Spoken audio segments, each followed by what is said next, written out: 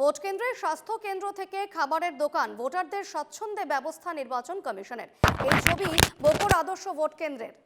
বকুর আদর্শ ভোট কেন্দ্র নিয়ে বশিষ্ঠ কলিতার এক প্রতিবেদন আপনাদের সামনে রাখবো, তবে সবার আগে সেই ছবিটা দেখাবো যেখানে আদর্শ ভোট কেন্দ্র এবং সেখানে স্বাস্থ্য কেন্দ্র থেকে শুরু করে খাবারের দোকান সমস্তটাই রয়েছে।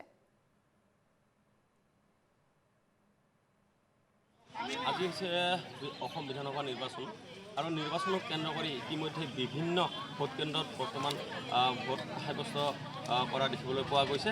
আৰু যিহেতু আজি নিৰ্বাচনৰ ভোট কেন্দ্ৰসমূহত শাৰী পাতিছে ইতিমধ্যে ভোটাৰসকলে। আৰু মই বৰ্তমান উপস্থিত আছোঁ বকুস্থিত ডাকুৱাপাৰাত এটা আদৰ্শগত ভোট কেন্দ্ৰত। আৰু মোৰ লগত আছে এজন ভোটাৰ, আৰু তেওঁ জানিবলৈ বিচাৰিম আচলতে এই কেন্দ্ৰত কেনেধৰণে চলিছে আৰু ইয়াত কি সুবিধাৰ ব্যৱস্থা কৰা হৈছে।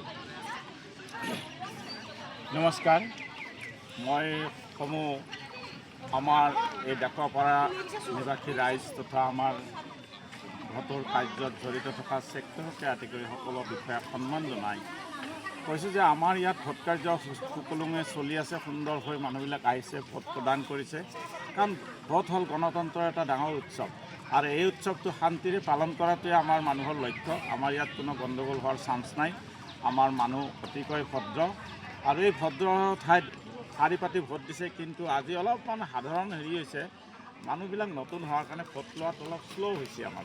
গতিকে মই আশা কৰোঁ তেওঁলোকক ভিতৰতো গৈ কৈছোঁ, কাৰণ এটা সময়ত ময়ো এই কাৰ্য কৰি আহিছিলোঁ, পুলিং প্ৰিজাইডিং এইবিলাক কৰি আহিছোঁ। গতিকে নতুন মানুহে অলপ শ্ল' হোৱাৰ কাৰণে জাম হৈছে বেছি।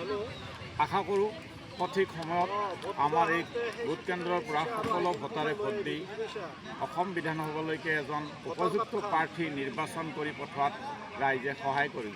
যিহেতু আদৰ্শ ভোট কেন্দ্ৰ হয়, ইয়াতে এই অঞ্চলটোৰ বিভিন্নজন ভোটাৰে ইয়াতে ইতিমধ্যে ভোট সাব্যস্ত কৰিবলৈ ওলাই আহিছে। আৰু যিহেতু আদৰ্শ কেন্দ্ৰ হয়, ইয়াতে বিপণীৰ লগতে প্ৰাথমিক স্বাস্থ্য সেৱা কেন্দ্ৰও প্ৰদান কৰা হৈছে, আৰু লগতে ইয়াতে শিশু উমলা ঘৰৰ এক সুবিধা কৰি দিয়া হৈছে।